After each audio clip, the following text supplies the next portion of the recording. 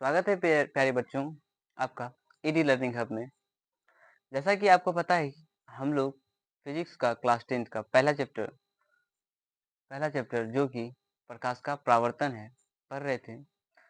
उसी को बढ़ाते हुए आज हम लोग चिन्ह परिपाटी साइन कन्वेंशन पे पढ़ेंगे। ठीक, आपको पता है कि इससे पहली वाली जितने भी वीडियोस हैं इनके लगभग 10 वीडियोस उनको आप ज़रूर देखें।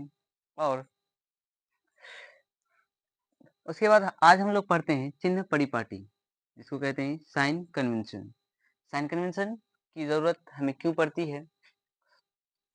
आपको पता है कि प्रतिबिंब का जो बनने से पहले बिंब यानी कि वस्तु बड़ा हो, छोटा हो, वस्तु की स्थान, वस्तु का पोजीशन जिसको कहते हैं, कहाँ पे हो और प्रतिबिंब कहाँ पोजीशन क्या है, प्रतिबिंब की हाइट क्या है, इनको जानने के लिए और उसके बाद इन पे निर्भर करने के मतलब सबसे पहले क्या इनका दर्पण का पता होना चाहिए कि इस दर्पण अवतल है या उत्तल है या समतल है। इन तीनों को और उन्हीं को जानने के लिए उन्हीं की क्राइटेरिया को जानने के लिए हमें क्या किसकी जरूरत पड़ती है? साइन कन्वेंशन की जरूरत पड़ती है। ठीक है, तो साइन कन्वेंशन जैसे कि आपको पता है कि उत्तल दर्पण अवतल अवतल दर्पण एक ऐसा रीजन यहाँ पे एक ध्रुव होता है और साइन कन्वेंशन में सबसे सभी दूरियों को कहाँ से मापा जाता है? ध्रुव से मापा जाता है। तो हम कह सकते हैं चिन्ह परिपाटी में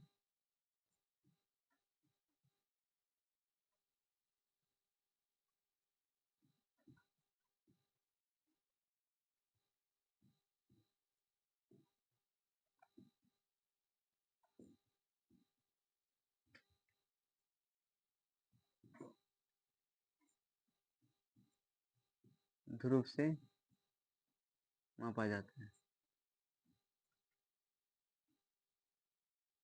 और इसमें हम ध्रुव से मापा जाता है और इसमें हम मुख्य अक्ष को क्या लेते हैं? एक्स एक्सिस लेते हैं। क्या लेते हैं? X axis. मुख्य अक्ष को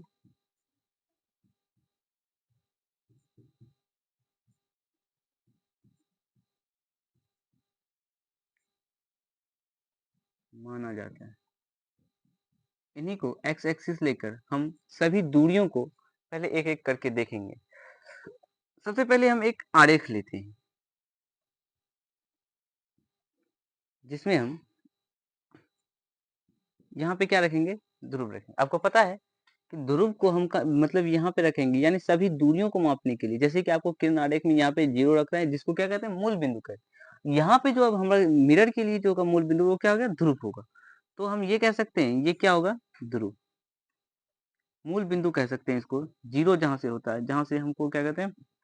सभी दूरियों को मापते हैं, इसको क्या कहते हैं? ध्रुव, मूल बिंदु या ध्रुव भी कह सकते हैं। ठीक, और आपको पता है कि इनकी दाईं ओर जितनी भी दूरियां मापी जाती है वो क्या होगी? पॉजिटिव हो। जैसे आपको पता है कि एक्स एक्सिस है और एक्स एक्सिस के यहाँ अगर 0 है, इधर सारा नंबर क्या होता है? पॉजिटिव होता है। इधर जितना भी नंबर होता है वो क्या होता है? निगेटिव होता है। आपको पता है इनकी बातें।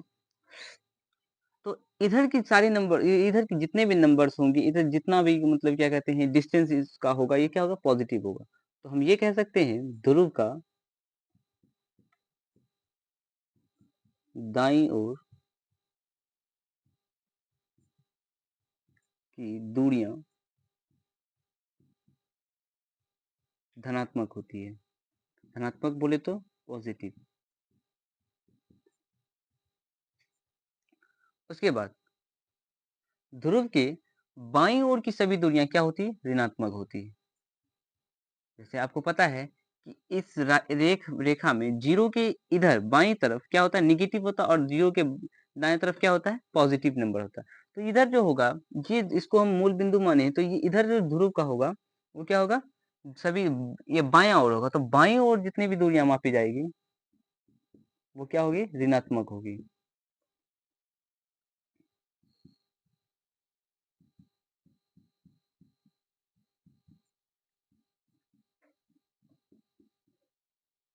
ऋणात्मक होती है। अब हम चलते हैं वाई एक्सिस पे, जैसे कि आपको पता है कि ये वाई एक्सिस है और यहाँ पे अगर कोई मूल बिंदु है यानी 0 है, तो ये ऊपर वाला जितना भी होगा वो क्या होगा? पॉजिटिव होगा और नीचे क्या होगा? ये ध्रुव से नीचे की ओर क्या होगा? नेगेटिव होगा। इधर पॉजिटिव और इधर नेगेटिव। तो हम ये कह सकते हैं इसको हम क्या माने? मुख्य अक्ष। ये एक्स एक्सिस क्या है हमारा? मुख्य अक्ष। तो मुख्य अक्ष के ऊपर का क्या बोलेंगे हम लोग? मुख्य अक्ष।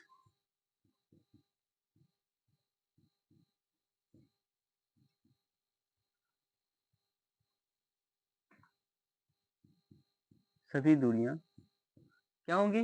धनात्मक होंगी।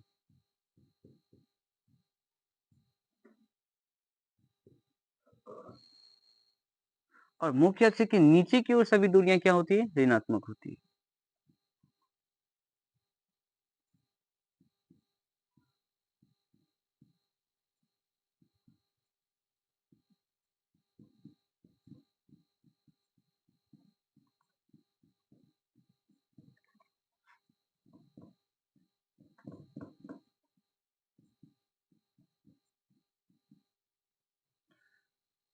इन सब चीजों को अभी तक आप लोगों ने जान लिया है।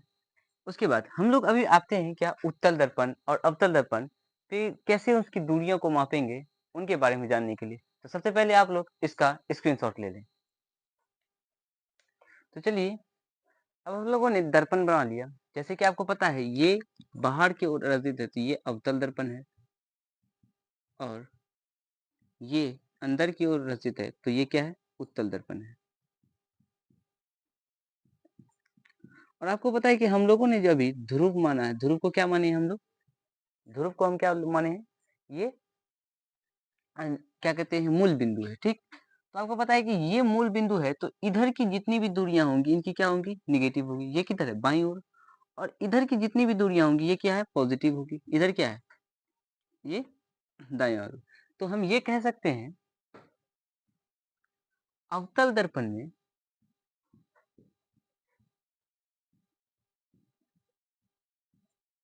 क्या कह सकते हैं? अवतल दर्पण में ध्रुव से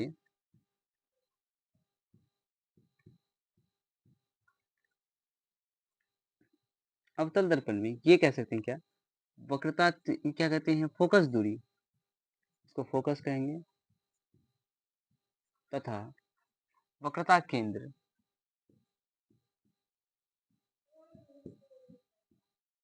की दूरी क्या होती है?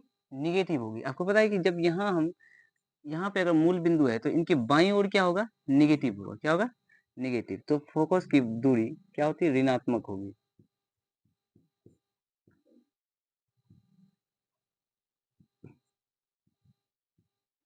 ठीक। और उत्तल दर्पण में क्या होगा? इसी को हम उत्तल दर्पण लेंगे। आपको पता है कि जब यहाँ पे हम ध्रुव लिए तो इधर का ओर यानी दायां ओर जो हो गया वो क्या होगा? पॉजिटिव होगा। तो हम क्या कह सकते हैं? उत्तल दर्पण में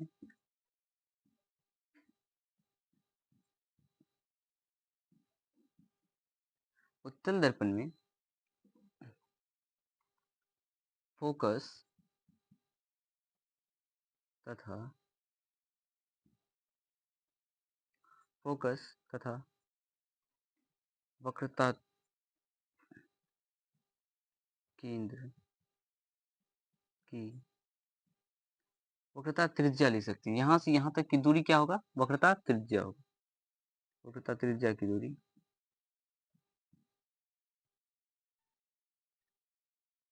त्रिज्या कर दीजिएगा यहाँ पे।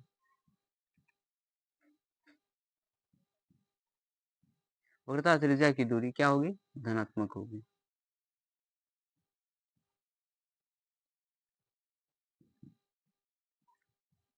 और आपको पता है कि उत्तल दर्पण में हम जब भी वस्तु को रखेंगे तो दर्पण के क्या रखेंगे? पीछे रखेंगे। और इसमें अवतल दर्पण में जब भी वस्तु को रखेंगे हम दर्पण के आगे रखेंगे। यानी ये इसका परावर्तक सतह है, ये इसका परावर्तक सतह है। तो इनमें वस्तु की दूरी हमेशा क्या होगी? ऋणात्मक होगी।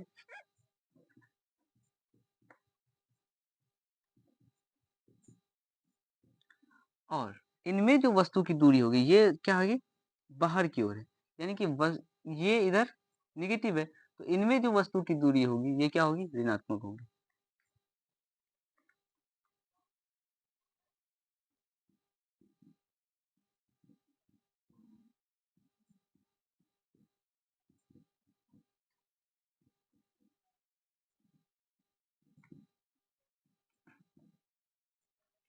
ठीक है, इतना आप लोग पहले स्क्रीनशॉट लीजिए, फिर उसके बाद हम इसके क्राइटेरिया को बताएंगे कि यहाँ से यहाँ तक की फोकस दूरी, यहाँ से यहाँ तक की वक्रता त्रिज्या की दूरी कहते हैं।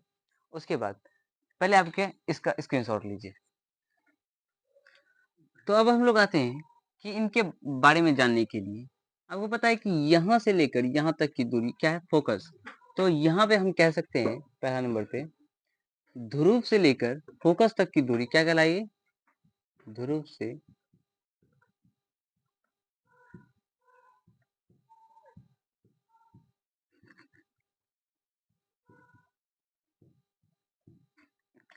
फोकस दूरी कहलाएगी, क्या कहलाएगी।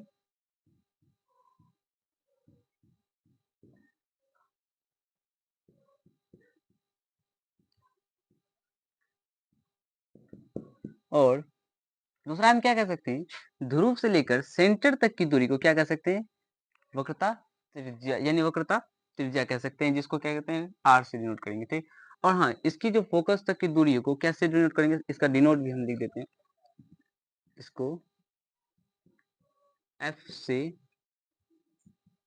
डिनोट करते हैं। ठीक, दूसरा ये कह सकते हैं कि ध्रुव से फोकस तक की वक्रता केंद्र तक की दूरी क्या कहेंगे, रेडियस ऑफ कर्वेचर कहेंगे, यानी कि वक्रता त्रिज्या कहेंगे। ध्रुव से केंद्र, वक्रता केंद्र तक की दूरी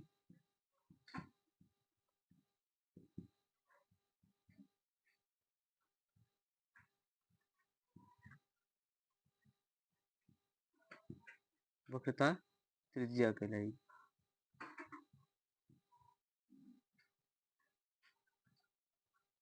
कहलाती है, जिसे किससे डिनोट करेंगे, आर से, जिसे आर से डिनोट करते हैं।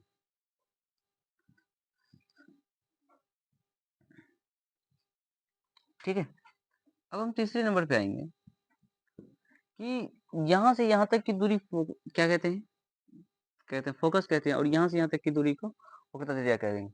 अब ये कह सकते हैं कि ध्रुव से वस्तु जहां तक है वहां तक की दूरी को क्या कहेंगे, वस्तु दूरी कहेंगे, क्या कहेंगे, ध्रुव से, यानी कि ऑब्जेक्ट डिस्टेंस कहेंगे इसको, ध्रुव से वस्तु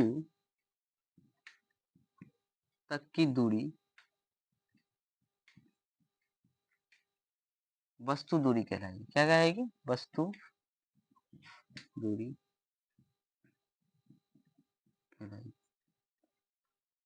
तथा ध्रुव से प्रतिबिंब तक की दूरी क्या कहलाएगी, प्रतिबिंब दूरी कहलाएगी, क्या कहलाएगी, ध्रुव से प्रतिबिंब यानी इमेज, इमेज तक की दूरी को क्या कहलाएंगे, तक की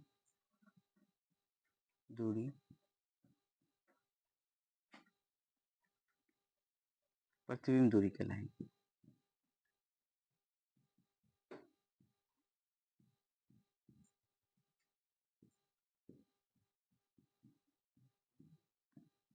और आपको पता है कि ध्रुव से वस्तु तक की दूरी को क्या कहते हैं, वस्तु दूरी कहते हैं, वस्तु यानी ऑब्जेक्ट डिस्टेंस जिसको कहते हैं।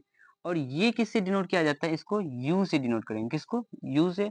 और ध्रुव से प्रतिबिंब की दूरी जिसको क्या कहते हैं, v से डिनोट करेंगे, किससे डिनोट करेंगे, v से।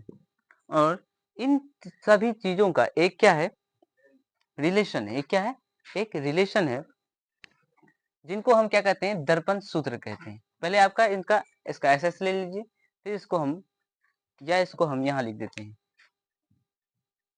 इन सभी दूरियों का एक संबंध होता है, जिन्हें हम क्या कहेंगे, एक इन सभी दूरियों का एक संबंध होता है, जिन्हें हम क्या कहते हैं, दर्पण सूत्र कहते हैं। क्या कहते हैं? दर्पण सूत्र के नाम से जानते हैं।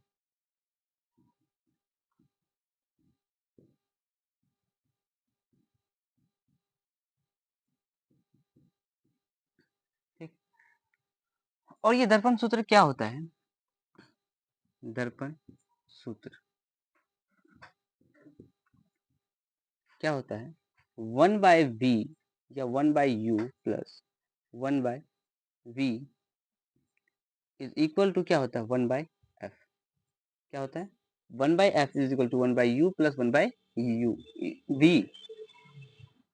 इन्हीं को क्या कहते हैं? दर्पण सूत्र, या इसको क्या कहेंगे? Mirror formula.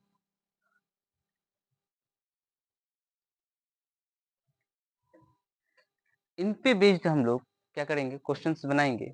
उसके बाद इन पे बेस्ड हम लोग क्या करेंगे? क्वेश्चंस बनाएंगे। और हमारा एक और टॉपिक रह गया जिसको हम क्या कहेंगे? मैग्निफिकेशन कहेंगे। मैग्निफिकेशन के बाद हमारा चैप्टर क्या होगा? खत्म हो जाएगा। अगर आप कमेंट में बोलेंगे इनका प्रूफ, तो इनका प्रूफ भी हम लोग अगले वीडियो में कर देंगे। ठीक है, धन्यवाद।